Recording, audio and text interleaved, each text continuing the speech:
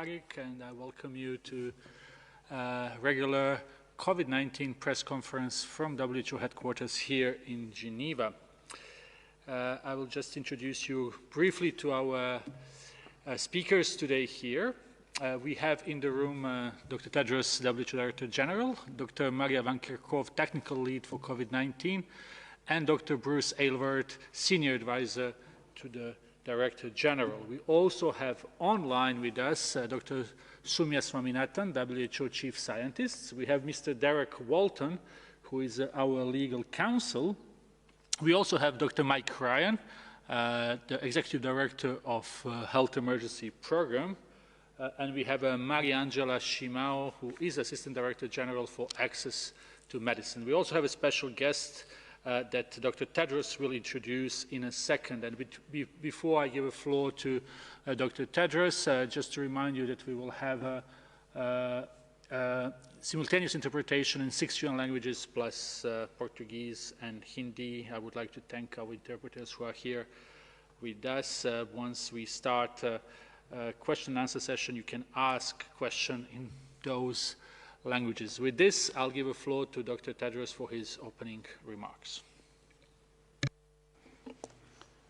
Thank you, Tariq. Good morning, good afternoon, and good evening. In the past few days, there have been reports of new variants of the COVID-19 virus in South Africa and the United Kingdom. Viruses mutate over time. That's natural and expected.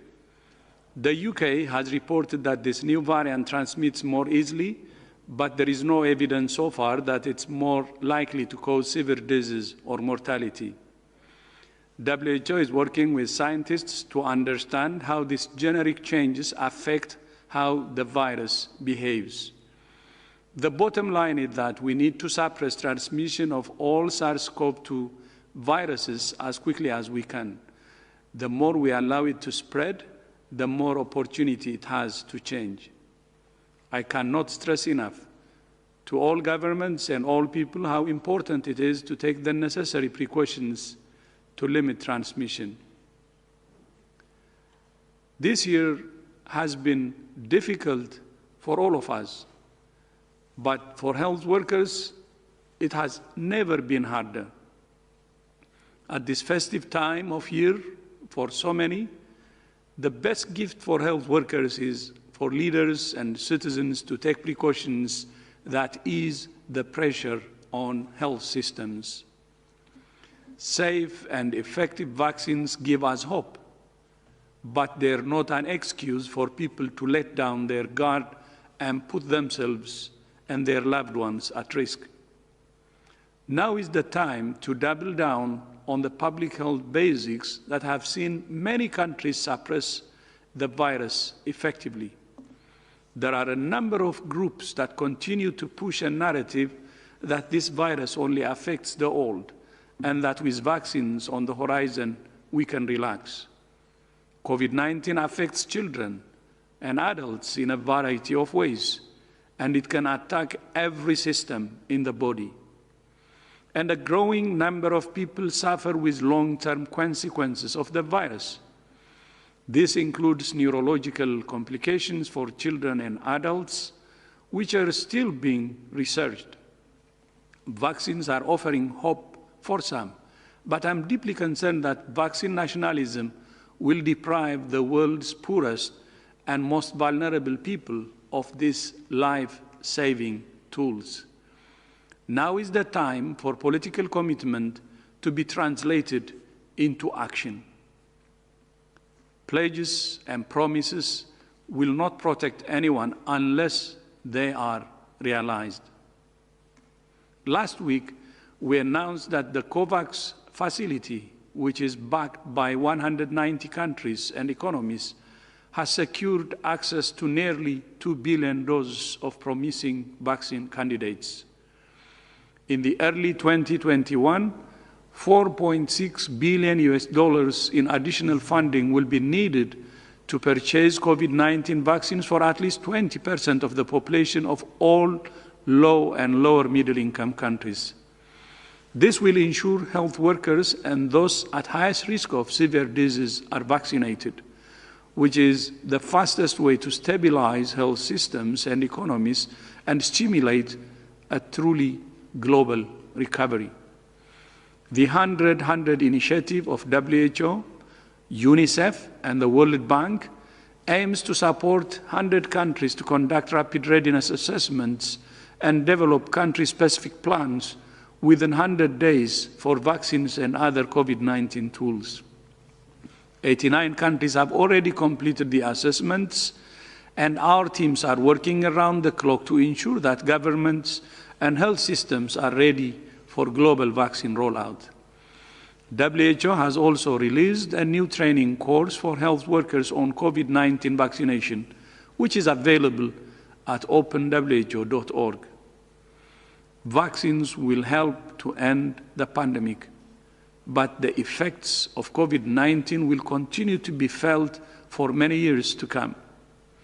The pandemic has exploited and exacerbated the vulnerabilities and inequalities of our world, but it has also shown that in the face of an unprecedented crisis, we can come together in new ways to confront it.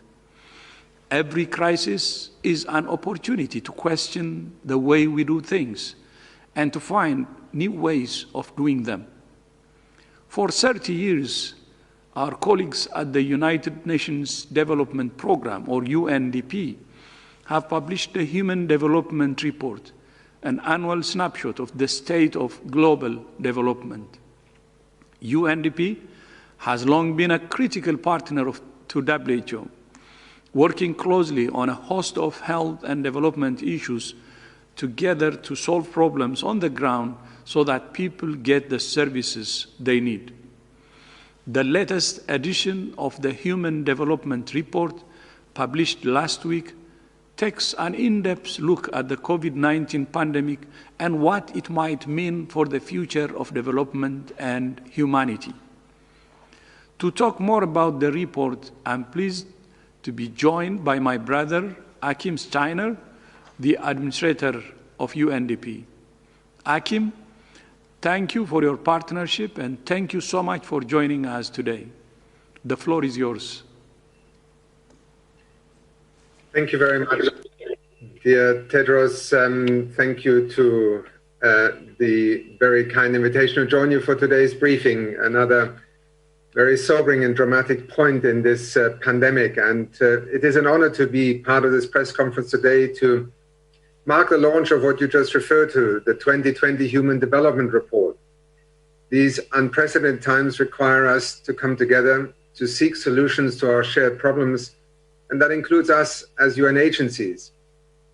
COVID-19 is a dramatic health crisis, and we are just being reminded of it again in the words that you have shared with us. But we also come together today because it has triggered a social and economic, a development crisis that we have not seen in our lifetimes.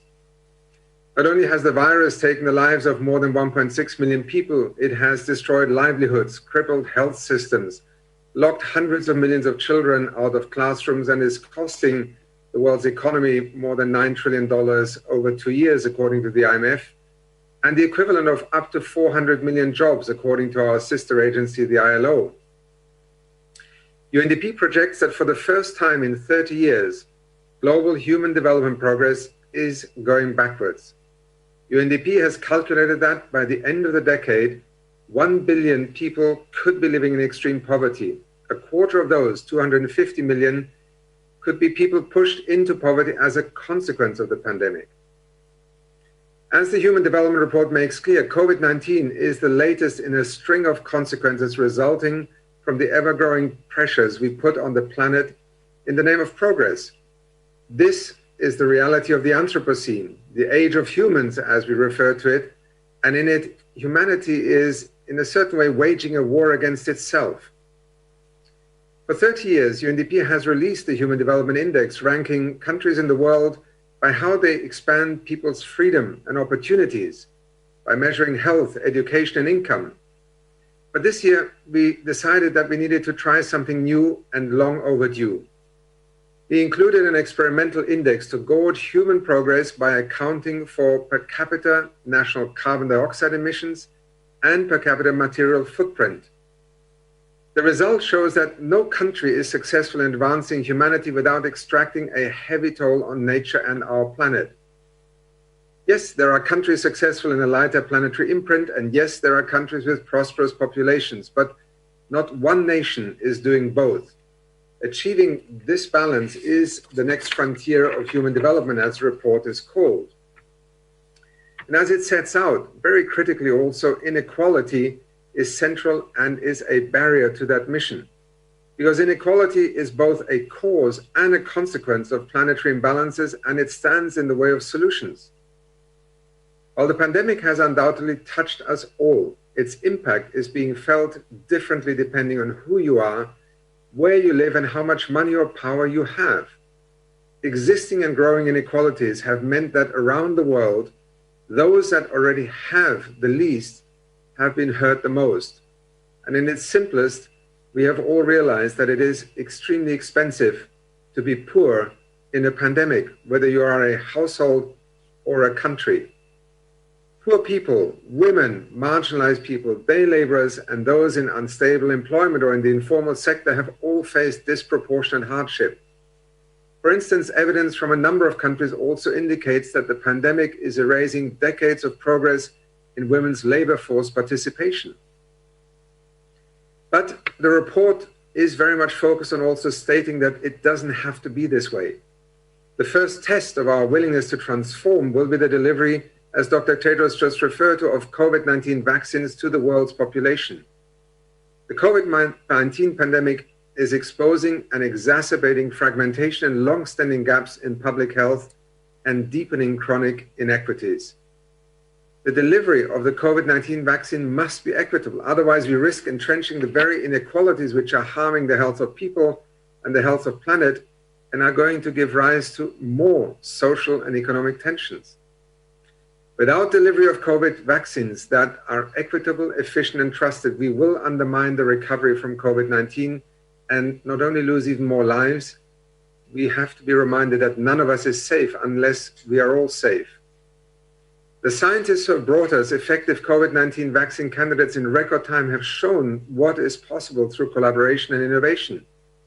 We must now be equally bold in taking the baton to deliver the vaccine to the people of all high, middle, and low income and least developing countries. This is the ultimate stress for planetary health, delivering the largest public health intervention of a lifetime and driving in a concurrent way the recovery in an inclusive and green direction. An undertaking of this magnitude, and I envy this, requires us all to work together in unprecedented ways. UNDP is privileged and continues to be committed to playing its part in the whole UN family system response, but guided in particular also by WHO's leadership while working in partnership with our sister agencies, Gavi, the Global Fund, and others through the ACT Accelerator, the SDG 3 Global Action Plan, and beyond. Thank you so much, Tedros, for inviting me to join you today, because together with the world's people, we can defeat this virus and most importantly, come out of this deep, dark valley that the world finds itself in right now. And part of that story will be a different development pathway into the future. And that's what the Human Development Report 2020 has tried to address itself to. Back to you. Thank you. Thank you, Akim. And I hope you will stay with us to respond to questions from journalists who have joined today. And Tariq, back to you. Thank you very much, Dr. Tedros, and thank you, Mr. Steiner, for these very important declarations you have made. We will now open the floor to questions from journalists who are with us online. We have a big number of questions today, so let's try to be short with one question per person in the language that you prefer the most. So let's start with Shoko Koyama from Japanese NHK. Shoko? Hello, Tariq, can you hear me? Yes. Okay, thank you so much for taking my question. So regarding the mutation of the virus, which Dr. Tedros just mentioned, can you please elaborate what WHO knows so far, in which countries, apart from UK, and the same variant has been identified, and also if there is a link between this variant and the variant identified in the South Africa. Thank you. So thank you, Naoko, for the question. It's a very timely one today. Yes, so there has been a variant under investigation, as the UK is calling it, that has been reported from the UK. This variant is SARS-CoV-2 virus, and it has a number of mutations that was identified through genomic sequencing that is carried out across the country. The variant under investigation was reported to WHO on the 14th of December, following detailed analyses that the UK had done in the southeast of England, looking at their epidemiologic surveillance data and their laboratory data, noting an increase in transmission at the end of November, December, while interventions were in place. They did some phylogenetic analyses and they identified this variant. They're calling it the B117 lineage, which includes this mutation at the N501Y site. There's a lot of work that's ongoing in the United Kingdom, and we're very grateful for working across Public Health England, different academic institutions and modeling groups, different labs that are looking at three different things. They're looking at transmission in this variant, and if there's any differences in this virus's ability to transmit. They're looking at the disease that this variant causes and in terms of clinical presentation and severity, and they're looking at the body's antibody response following infection with this variant. What we understand so far from the data that's been reported by the UK is that they have reported an increase in transmission in this variant, but I want to put that into context because what they have told us is that they're looking at an increase in the reproduction number, which is the number of people that one infected individual transmits to another, of an increase of about 0.4. So it's an increase of moving from 1.1 to 1.5. So there is an increase in transmission that they're looking at. Now they're trying to determine how much of that is associated with the variant itself, as well as behavioral differences in individual that this variant has infected. So they're still working through that right now. In terms of disease, in terms of severity, the information that we have so far is that there isn't a change in the clinical presentation or severity from this variant. But again, the work is still underway that they're looking at a number of factors, including patients who are hospitalized with this variant as opposed to the wild type, the other viruses circulating. And the studies around the antibody response are currently underway. As we speak here today, the scientists in the lab are working on these types of studies and looking at the antibody response, and we expect results from those studies in the coming days and coming weeks. So we're really grateful for colleagues working with us directly.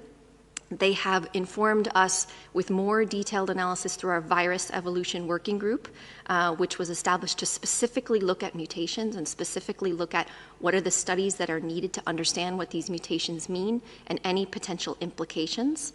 And they have informed us through our modeling network, where they've looked at trends in surveillance activities and surveillance data.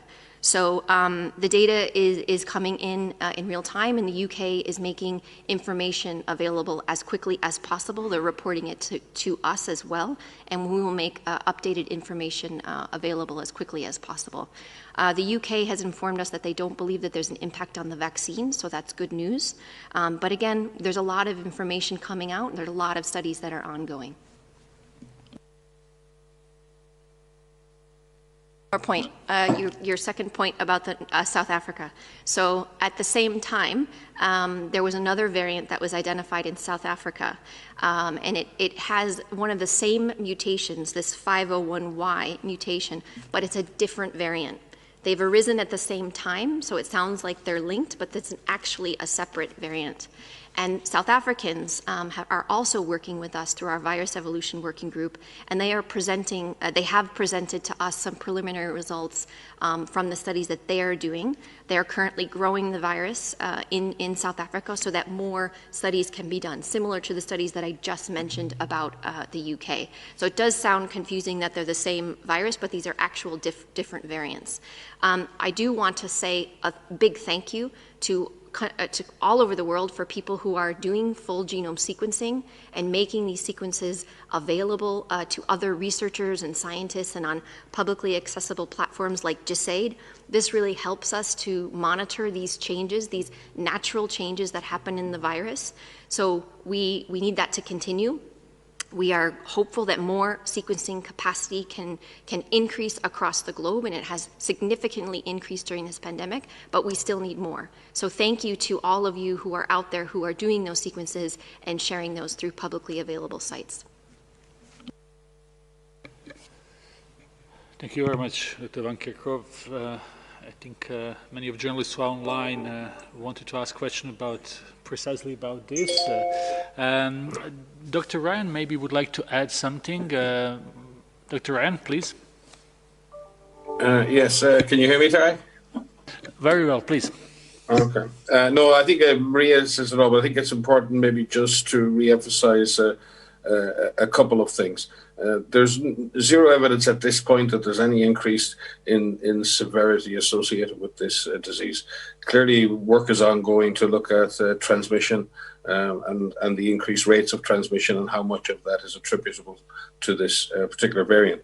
We've seen many variants emerge over the last number of months, and some have been successful, some have not been as successful as establishing themselves as part of the driving force of COVID.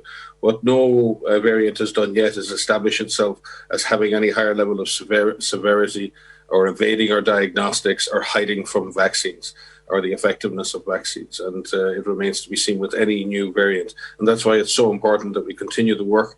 We're very grateful to the countries for their transparency, for their scientific openness and cooperation. We need to continue to do this, but it's very important. Countries are now acting on a precautionary principle.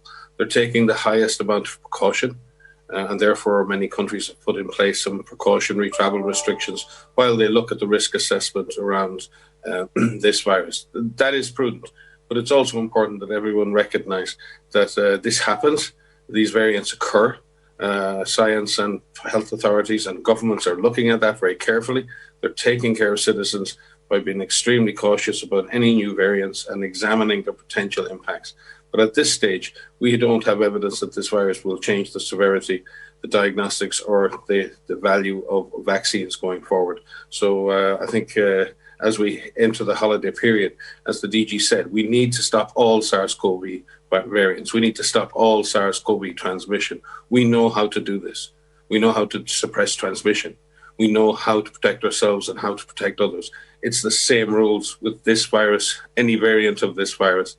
And we must focus on what we can do and what we do know rather than what we don't know. Science will find the answers for what we don't know. Governments will take the appropriate precautions. In the meantime, but people, individuals and communities need to get on with the business of stopping the transmission of this virus. Thank you. Many thanks, Dr. Ryan. I think it was very important to answer these questions because many journalists probably would like to hear more about this. Let's see if we have follow-up on this or some other issues. Let's go to Azerbaijan, to our friend Kamran. Kamran, the floor is yours. Do you hear me? Yes, please go ahead. Hello. And exactly when we yesterday get information about new mutation of coronavirus, and we want to know about the situation for South Caucasus region, for Azerbaijan. Is this danger for, how many danger for our people, Caucasus region and for Azerbaijan? Because at this time we have 4-digit number infected every day. And it's very bad situation for our health system. And what will do new version of this virus for the South Caucasus region and exactly special to Azerbaijan? Thank you for your attention. So thank you for the question. I'll begin and maybe others want to come in, but I think it's worth noting that, you know, we're still learning about this variant identified in the UK as well as any changes that are happening in the virus. The SARS-CoV-2 virus in any form is a dangerous virus.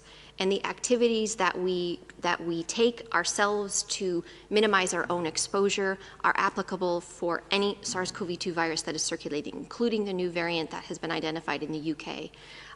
The measures that are in place, the public health measures that are necessary to bring transmission under control include the comprehensive approach that you've heard us talking about. And it's worth emphasizing this again, that we have to, as the Director General has said repeatedly, we need to double down because we have these tools at hand. And this includes the public health measures about active case finding, knowing where the virus is, so that we have strategic testing in our countries, so that we know where the virus is and who is infected and who is not. Making sure that test results come back quick, so that we know what public health actions need to take place in terms of making sure we have good clinical care, we have contact tracing cluster investigations, we have supported quarantine of contacts, and then all of us need to make sure that we do everything that we can to minimize our exposure. We have the holidays coming up across many, many countries, across many different religions. We need to make sure that we as individuals do what we can to minimize our exposure. We say, know your risk, lower your risk. And there are things that you can do at an individual level. And this is physical distancing, this is wearing a mask, this is washing your hands, making sure that when you do wear a mask, you have clean hands, you put your mask on appropriately, you take the mask off appropriately, you wash your hands, you practice respiratory etiquette, you avoid crowded spaces, you keep your distance, you make sure that you try to avoid enclosed, crowded spaces, especially with poor ventilation, open a window if you're indoors. So there's lots of individual level measures that you could take. And as individuals, as communities, we can all help each other out. Make sure that while we are physically separated, that we remain socially connected. As we come up to the end of 2020, it's a difficult period for many people, whether we have a pandemic or not. It's really important that we reach out and we help each other and we touch base with each other and just make a phone call. So everything that we can do now for this variant, as well as the SARS-CoV-2 viruses that are circulating, still remain true. We need to do everything we can to prevent as many infections as we can, because this is a dangerous virus. Not only for older individuals, as the DG also said today, it's for everyone. We are learning about the long-term effects of long COVID for individuals. There's so much that we're still learning about this particular virus. So do what you can to keep yourself safe.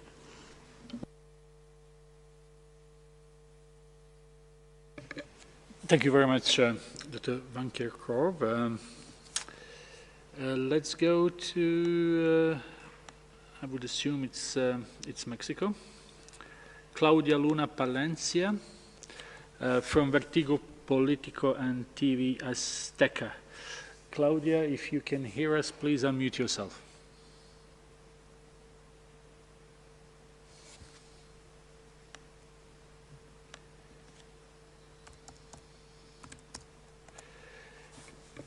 Do we have Claudia online? If not, let's go to Imogen from BBC. Imogen?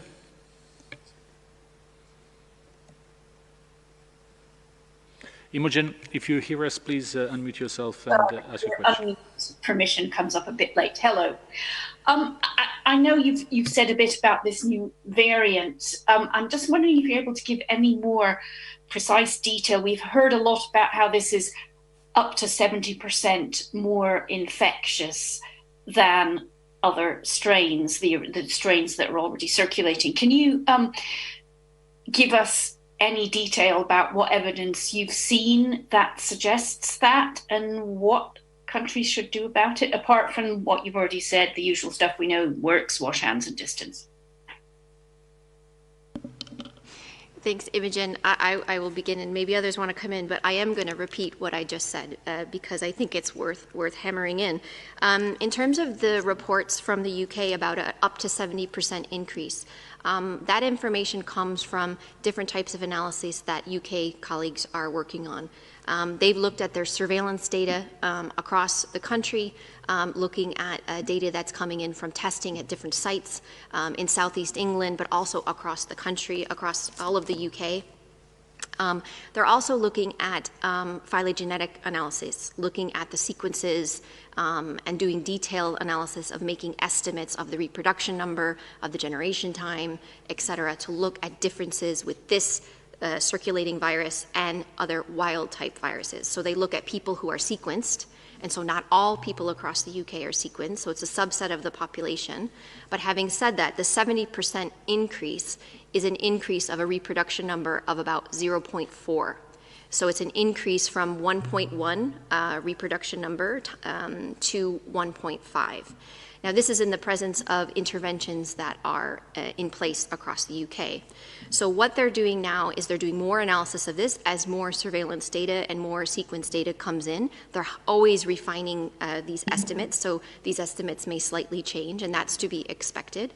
But what they're trying to also do is look at what is associated with this variant and what is associated with people's behavior in terms of the interventions and applying and complying with the interventions that are in place. Could be the variant, a combination of the behavioral factors, and both. And so that's what they're looking at right now. We expect more analyses and results from our colleagues in the UK over the coming days, coming weeks, as they continue to look at this. They're also doing some epidemiologic investigations of individuals with this variant compared to those without this variant. They're doing detailed studies of patients in hospitals to look at the clinical course and severity, but again, we have no indication that there's a change in disease presentation or mortality, so that's good news. And then there's the more studies of the neutralization. But again, I come back to what do we need to do? We need to do it all. The combination of factors is what works. With a reproduction number of 1.5, that means that one individual can infect more than one person. That means an epidemic will grow. But it means that we just need to work hard at making sure we don't give this virus an opportunity to do so. So especially as we see the upcoming holidays and many people wanting to spend time together, we need to think about how do we minimize our exposure, we minimize the opportunity for us to pass the virus to other ones. We want everyone to have a safe holiday this year. It may not be exactly how we anticipated spending it, but it doesn't mean that we can't celebrate it in our own way. But it's do it all. And it's the individual level measures, it's complying with national guidance, it's being patient as the vaccines and vaccination come online. We just really need to hang in tight. Thank you, Maria. Dr. Mike Ryan. Thanks, Imogen, and thank you, Maria.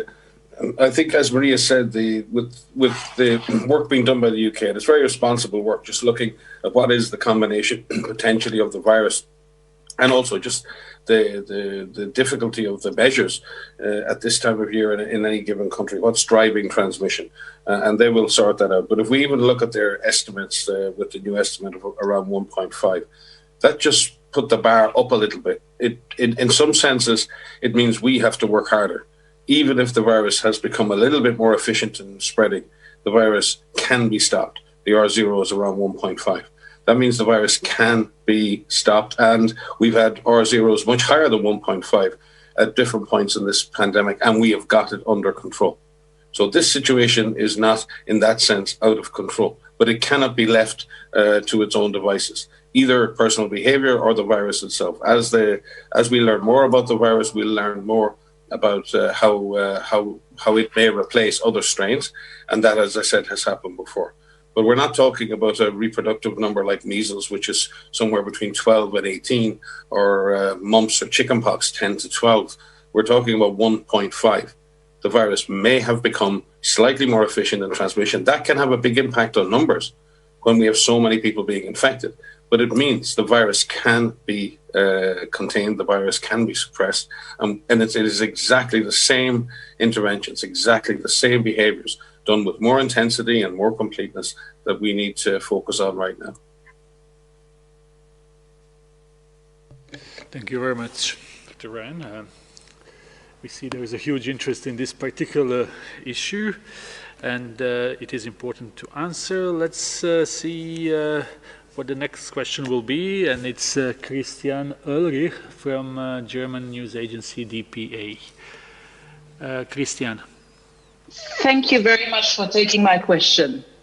Can you explain, Maria, maybe, or Mike, can you explain what more transmissible means in layman's terms? Does that mean the virus flies over more than 1.5 meters, or does it mean that there's more virus in a person, so the person standing next to that person is infected in 5 minutes rather than 10 minutes before?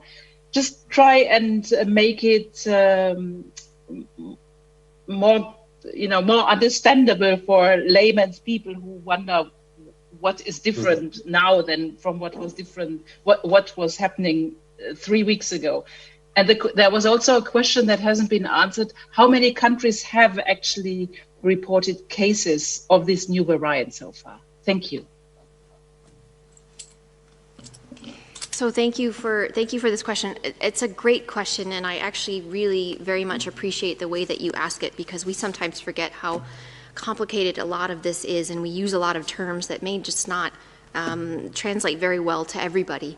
And so what we mean when it transmits more, so the data that we have from the UK, and I'm reporting what they are telling us through the detailed modeling analysis, is that when you have somebody that is infected, what we estimate is how many people if I were infected, how many people would I infect to someone else? If I can infect more than one person, and then that person infects more than one person, an epidemic can grow. So what we call that the reproduction number.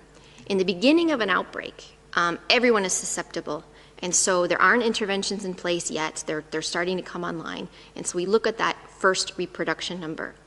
Right now, we have a lot of interventions in place across the world, and that same number of how many people do I infect one person to another person, what does that number look like with those interventions in place? Ideally, you want that number to be below 1, because then the outbreak will die out.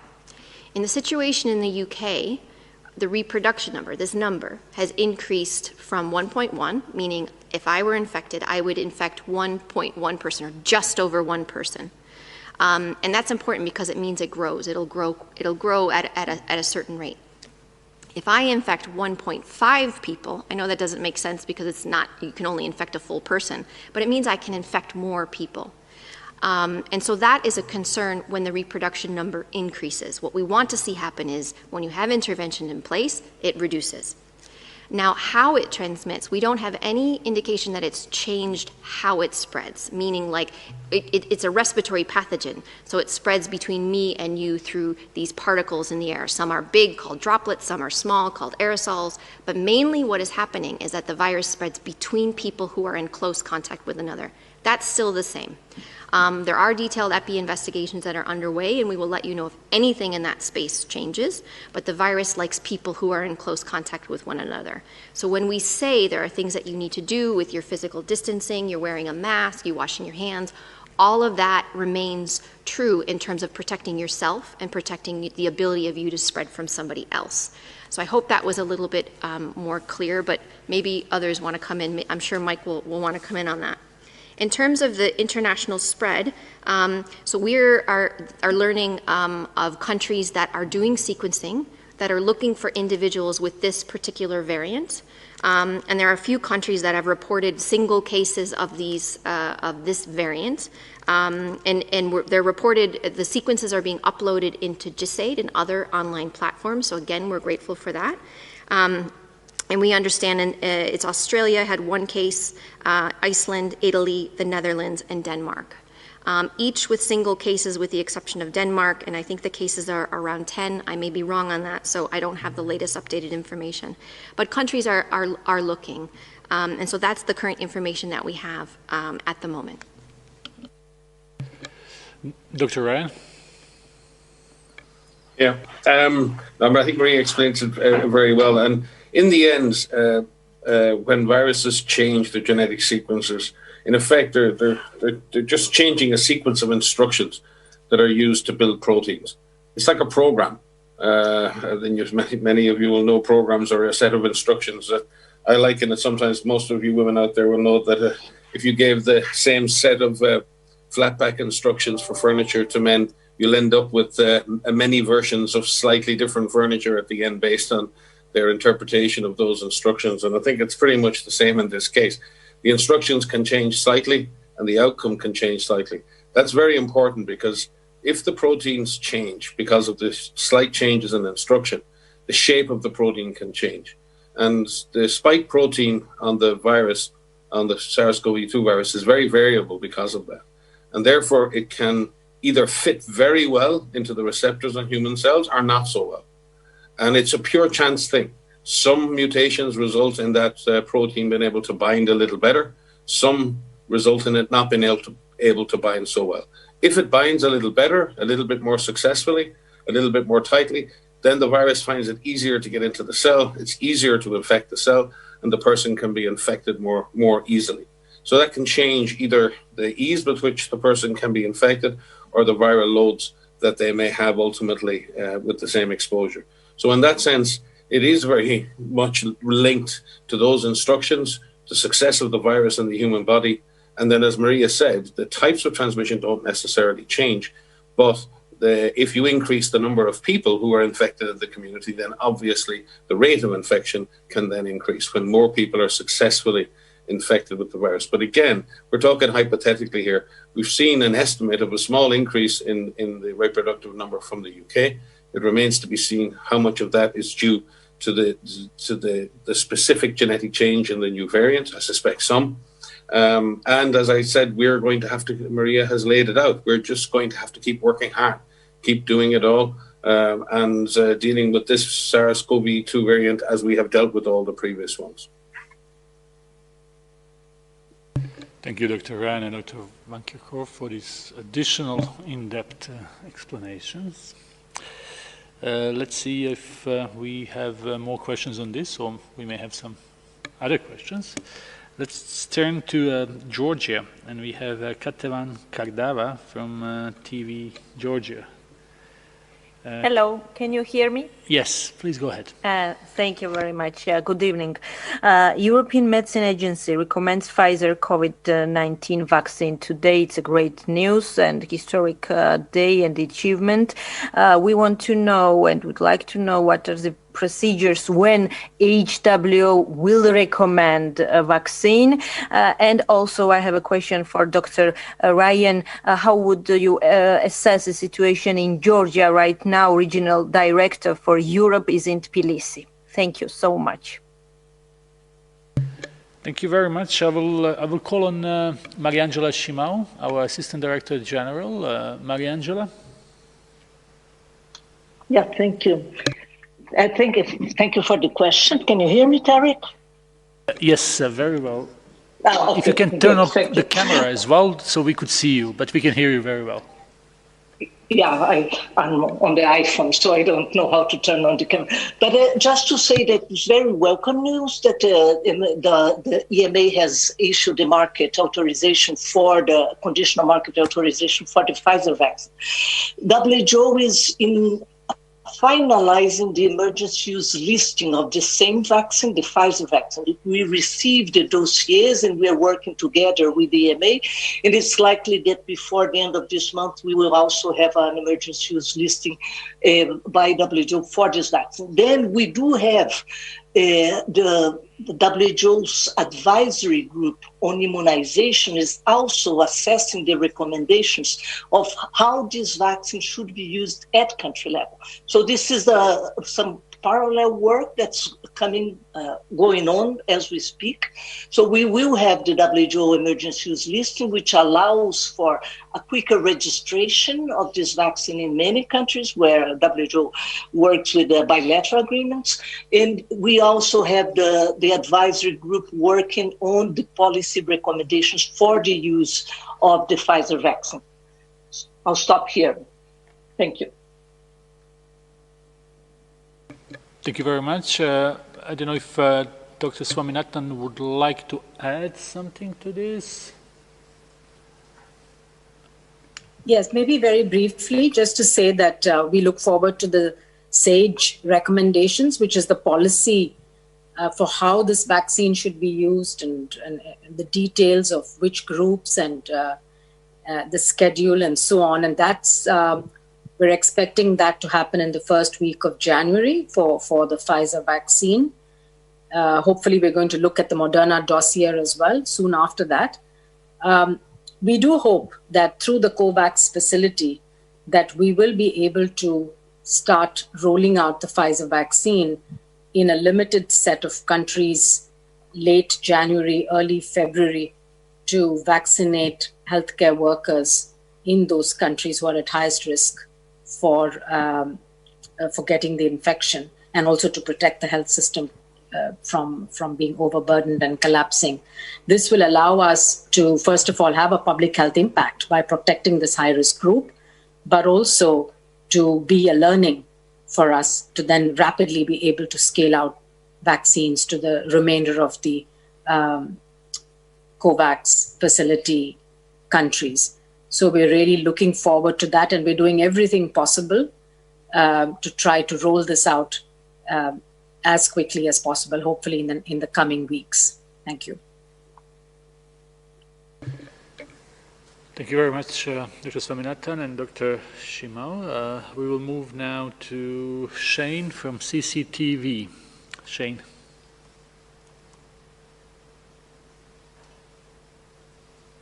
Hi, Tariq. Thank you. Can you hear me? Yes. So thank you, Tariq. My question is again about the mutation identified in UK. So will this mutation make the testing harder? And will this mutation have any effects on the therapeutics? Besides that, so for the countries, for the pandemic, how will this mutation make, what does it mean to the whole global pandemic? And what specific suggestions you may offer to countries to deal with this mutation? And one last information I wanted to verify that Dr. Maria Van Kerkhove said in the beginning of the briefing that the mutation was reported to WHO on December 14th. But we saw some reports that think this mutation was among some mutations that was identified in England in September. So could you confirm that when we found this mutation, or we found this like in September, but we only identified its transmission ability to be higher this month, or so? Could you verify that? Thank you. So thank you for the question. I'll take the last part of the question first. So when, as I was explaining in the beginning in the first answer, so the colleagues in the UK are monitoring sequences all the time, and they conduct full genome sequencing of a proportion of the cases across the country. They were alerted to an increase in transmission in southeast England towards the end of November, early December, around that time. They could provide the more specific details of their detailed analysis. And in doing so, they had the question of why are we seeing increased transmission if we have interventions in place? They were looking at the characteristics of the cases, and they were looking at the sequences, and they identified this variant under investigation, this B117 lineage. When they did back tracing and retrospective analyses of cases in southeast England, they saw some of those cases where it had this variant in September. So that was looking retrospectively. And so when they were doing more detailed analysis, they have phylogenetic analysis, they reported to W.H.O. through the IHR mechanism on the 14th of December, where they outlined this variant under investigation. They outlined all of the different mutations that were there on the 14th. And then we followed up with a number of teleconferences with our European office, but also with ECDC and colleagues in the UK to get more details on the analysis that they are carrying out, currently still carrying out. And that's where that retrospective identification of those cases in September came from. But the transmissibility, those reports came late last week in terms of the analysis that were done looking at this increase in transmission that they've reported. So I hope that that's clear. There is, they are looking at, because some of the mutations are in the spike protein, they are looking at the diagnostics that are currently available and that are in use. Most of the tests that are out look at multiple targets within the genome, within the sequences themselves. And so it will not affect diagnostic tests that have multiple targets. There are some tests, very few tests that are out there that only look at a single target. Those tests may be impacted by being able to detect this particular variant. But as I said, most of the tests that are out there use multiple gene targets. And so that is good news. But they're still evaluating right now. They're really looking at all of the tests that are in use in the UK, and they will be reporting to us on the efficacy of the tests that are there.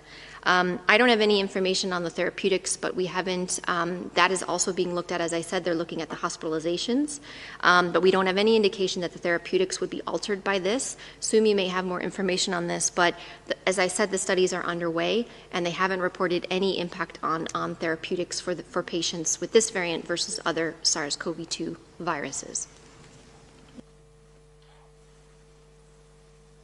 Dr. Ryan? Yes, thanks, Tariq. Thanks, Maria. Again, I think we have to remain very sort of balanced here. This is probably the first time where we've been able to use real-time genetic sequence to track the movement of a disease around this planet. And it does mean that we're picking up new variants all the time. Their significance when they're picked up, at the moment they're picked up, is not known because we just find them and then we have to find out what they're doing within populations. We look forward to see what's happening. We look backwards to see if this has existed before and how many people it's infected. It's an incredible detective story, a scientific detective story. And what's wonderful is that countries like the UK and countries like South Africa are looking. They're monitoring. They're taking it deadly seriously, and then they're looking for those variants and then seeing in the real world what those variants are doing, whether they're having an impact or not having an impact. So this is an era of new tools. We're getting used to how to use those tools, and it's really important as we use those tools that we are very cautious then and very, very measured in how we communicate with the media and with you, the public, so that we're communicating important information, but at the same time, that we're not overplaying that information in a way that scares people too much. We have to find a balance. It's very important to have that transparency. It's very important to tell the public the way it is, but it's also important to get across that this is a normal part of virus evolution, and being able to track a virus this closely, this carefully, this scientifically, in real time, is a real positive development for global public health. And those countries doing this kind of surveillance should be commended. But it does bring it with it some moments when we gasp at the emergence of new strains, and then we have to track those strains over time. But the message overall is a positive message of knowing and learning how this virus moves and works, and then finding ways to combat its spread. What's good is the measures we currently have in place are the correct measures. We need to continue to do what we've been doing. We may just have to do it for a little with a little more intensity and for a little longer to make sure we can bring this virus under control. Many thanks, Dr. Ryan. We have a time for one or two more questions. Dr. Shimon mentioned the SAGE meeting beginning of January. We would and we will have a press briefing following that meeting, so stay tuned for outcome of the SAGE meeting. Let's take a question from Pamela Falk from CBS. Pamela? Yes, thank you, Tariq, and thank you, Chris. My question is for Dr. Van Kerkhove and Dr. Ryan or Dr. Tedros. You talk about the research that continues to be done for the B.1.1 variant or the variant in the UK, and you have said that there's no evidence that there's a negative impact on the vaccine, or you believe there isn't, or the UK believes there isn't. How do you know? Can you explain how you know? Have you tested it on the? Have you tested the vaccine on this variant? How do you know that the current vaccines that are available are applicable and will work with the new variant? Thank you so much. I can start there, Maria, if you don't mind, because I think we can, at this point, bring Dr. Sumi in. This is being tested. You don't know, first of all, when you start, but it's usually vaccines are aimed at quite a broad, are able to cover quite a broad range of changes in any given virus in terms of the protein. But it does need to be checked, and it is currently being checked in a number of labs. I think we have Sumi there. I think I saw Bruce there, so certainly have Bruce, but I think we have Sumi online, And I know this is a very high priority for the R&D blueprint and for COVAX right now, and the work is underway. Soumya?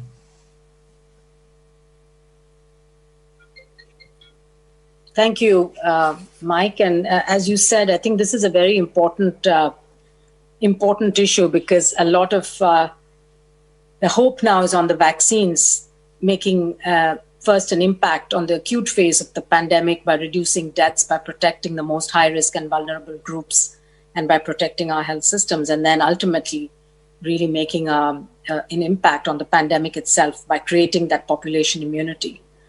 Now, all viruses mutate, some more rapidly than others. We have one example, the influenza virus, which mutates quite rapidly and requires every year the vaccine strain actually to be reviewed and revised based on the circulating influenza strains prevalent that year. So that's one example of a viral vaccine that's updated every year with the current information. Now, the SARS-CoV-2 virus is mutating at a much slower rate than the influenza virus. And so far, even though we've seen a number of changes, a number of mutations, none has made a significant impact on either the susceptibility of the virus to any of the currently used therapeutics, drugs, or the vaccines under development. And one hopes that that will continue to be the case. But this is why we have to continuously monitor what's happening to this virus. This is why the sequencing is important, and the research. That's why we have all of these expert groups that are looking at what's happening with, Maria mentioned the virus evolution working group.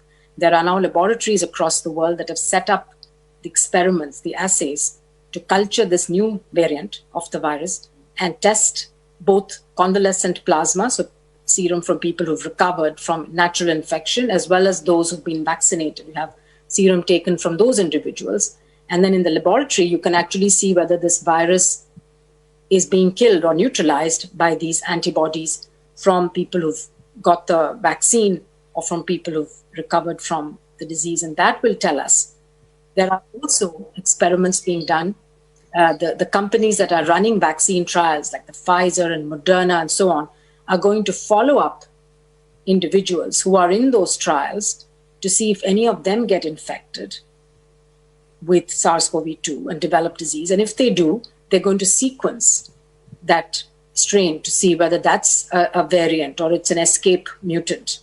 And those kind of studies in the coming weeks and months are going to give us a lot of information about how this virus is going to behave, especially when it's put under pressure with more and more people getting vaccinated. And this is, again, something that viruses do naturally to escape and to survive. They mutate so that they can continue to spread. So that's why it's really important, again, going back to what Mike and Maria said, the focus now has to be on bringing transmission down and controlling it and getting it to as low as possible, because the more viruses you have in circulation, the more chances of mutation and the more such variants that can arise. So the bottom line here is keep the virus transmission low, keep circulation low, don't allow it to get out of control and spread in the population. That way we'll also keep the mutations down. Over.